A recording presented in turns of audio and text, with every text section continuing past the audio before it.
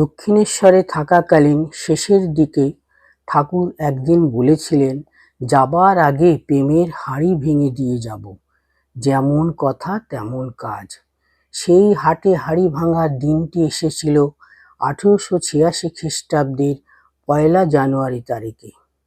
ভাবতে সত্যি আশ্চর্য লাগে না কি যে অবতীর্ণ ভগবান নিজ প্রেমের হাঁড়ি ভেঙেছিলেন আমাদের এই সমস্যা সমাকীর্ণ কলকাতা শহরের উপকণ্ঠে। হাঁড়ি ভেঙে নিজ লীলা পুষ্ট করেছিলেন অপ্রকট হবার 6.5 মাস আগে।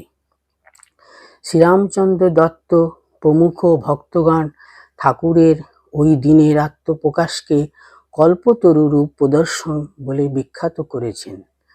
কিন্তু স্বামী শারদানন্দ লিখেছেন, উহাকে ঠাকুরের অভয় প্রকাশ অথবা আত্মপ্রকাশপূর্বক সকলকে অভয় প্রদান বলিয়া অভিহিত করাই অধিকতর যুক্তিযুক্ত। ঠাকুর বলেছেন, কল্পতরুর কাছে দাঁড়িয়ে চাইতে হয়, যা চাওয়া হয় তাই পাওয়া যায়। ওই দিনের ঘটনাটিই ধরা যাক। শরীর অত অশক্ত, আহা বিছানার উঠে বসতেও কতই না কষ্ট। তবু ভবমূল শিথিল করে ভ্রাম্যমান হলেন কল্পতরু। ওই উঁচু উঁচু কাঠের সিঁড়িগুলি বেয়ে নিচে নেমে এসে নিজেই ভাঙলেন অমৃত গড়ার প্রেমের হাঁড়ি ভক্তদের সত্তার নিগূঢ় অন্তরে। তবে না হলো চৈতন্যের অত ছড়াছড়ি যেন মুড়ি মুড়কি। ওই মহিমামণ্ডিত দিনটি কিন্তু গৃহী ভক্তদের কেন্দ্র করেই অভিব্যক্ত হয়েছিল।